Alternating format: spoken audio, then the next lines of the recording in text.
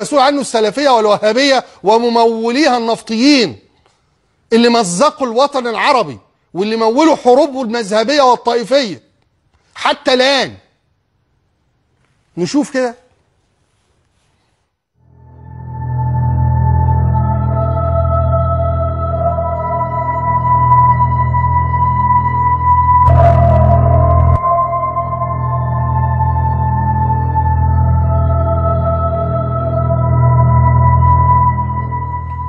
هو بصرف النظر عن الارقام اللي هو جايبها مدى دقتها، لكن هو هجيب لك اللي هو اكتر واحد متطرف فيهم. داعش بتقول لنا ادي الاعداد. اذربيجان فيها 5 مليون، 75% من الشعب الاذربيجاني شيعي، يلا روحوا فجروهم بقى وموتوه. افغانستان 15% من الشعب هناك حوالي 3 مليون و400 الف. قطر 10%، الشعب كله على بعضه مليون، هو مش عارف جابهم منين مليون دول، الشعب يجي 250 الف بس. الهند 3% يعني 16 مليون، نسبة الشيعة من المسلمين الهند. طيب العراق نسبة الشيعة 62%، هو بيعترف انهم اغلبية، 19 مليون ماشي. غيره اليمن 8 مليون، 35% من الشعب اليمني شيعي ماشي. نسبة الشيعة في عمان 5% يعني حوالي 700 الف ماشي. مش عارف مش طايقينهم ليه بقى احنا. سوريا 15% من الشعب 3 مليون ماشي. باكستان 20% يعني 25 مليون ماشي. شكرا. بيتفخخوا بيتفجروا كل يوم. لبنان 30% من المسلمي لبنان يعني 1 مليون ماشي. الكويت 30% يعني 500 ألف، الشعب كله يعني 1.5 مليون، يبقى 30% منهم شيعة. الإمارات 10% يعني قرابة 300 ألف، ده تقديراتهم أو أرقامهم. أنا جايب لك اللي هو إيه اللي عاملها إيه، أسود الخلافة ولا أسود مش عارف إيه. نسبة الشيعة 2% في أندونيسيا يعني 5 مليون ماشي. تركيا 7 مليون ماشي يا سيدي. دي أرقام داعش. وبيقول لنا بقى في أمريكا وبريطانيا وبلغاريا وتنزانيا وطاجكستان وألمانيا، المهم نسبة الشيعة في العالم تصل إلى 200 مليون، أي ما يعادل 7% من نسبة المسلمين في العالم. يعني المسلمين في العالم 1.600، لما نقسمهم سنة وشيعة يطلع لنا عدد السنة 1.400 بينما 200 مليون شيعة اللي هو 7%، أي ما يكون إجمالا 93% سنة و7% شيعة. إيه بقى اللي مضايق ال 93% مش 7%؟ وليه فاكرين 7%؟ وانتشار إيه؟ انتشار ايه؟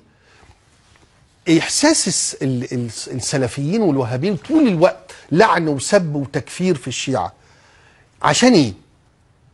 الاحساس بالذعر والخوف من الخطر الشيعي. عشان ايه؟ ال7%؟ النسبة دي ما اتغيرتش في الوجود الانساني كله على مدى مئات السنين اللي فاتت.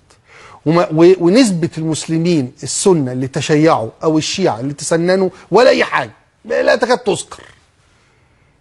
انما لازم يخلق لك عدو عشان يبقى هو الاسلام الحقيقي ويحتكر الدين ومفهومه هو عن الدين، علشان هو يقول انا المسلم والتاني كافر. مش بس الشيعي اللي كافر، اي حد يقول غير كلامي كافر.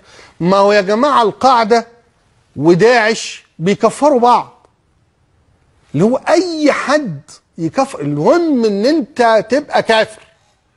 فأنا إزاي أجمع القلوب على الدفاع عن الإسلام؟ لأنه الإسلام بيتعرض لخطر من مين يا حبيبي؟ من الشيعة الروافض. مش مسلمين يا حبيبي، لا إنهم كفرة يا سيدي، دول 7%. إنهم يحاولون الغزو. ليه يا حبيبي غزو إيه؟ إزاي طيب هيغزوها إزاي؟ بالظبط هو ده زي قصة المسيحيين في مصر. وما تصبحوش عليهم، ما تسلموش عليهم في العيد وأقلية ويدفعوا. إنما لما يبقى طب المسلمين اللي بره أقلية يبقى مضطهدين وتعبانين وبيعذبوهم وما يخلوهمش يدعوا إلى سبيل الله إيه ده؟ كده أهو أنت تفعص الأقلية اللي عندك من وجهة نظرك يعني بينما لما تبقى قضيه بره تبقى انت المضطهد، ولا بد من ان احنا نقف قصاد الحرب الصليبيه. المفاهيم دي من زرعها ومن نشرها ومن وضعها في عقولكم؟ مين اللي قاعد يخربش لنا في كتب التراث ويطلع لنا الصراعات اللي طول الوقت باب للفتنة والإشعال النار وللغل وللحقد؟ عشان ايه؟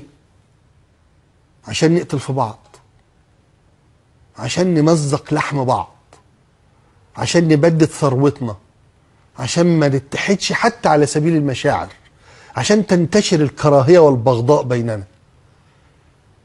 دي القصة. وأي حد بيلف ويدور يقول لك هذه هي الحقيقة من زاوية لا تعرف الانحراف إطلاقا. لابد أن نكون في منتهى الاستقامة مع الذات ومع النفس ومع الوطن كله. اللي بينشر التطرف والتكفير هي الوهابية والسلفية، ولا يوجد إرهابي على وجه الأرض إلا وأصله وجذره وهابي سلفي، ولا يمكن إلا أن تنتج وتنبت هذه الفكرة الوهابية السلفية إلا إرهابيين قتلة، لا شيء آخر.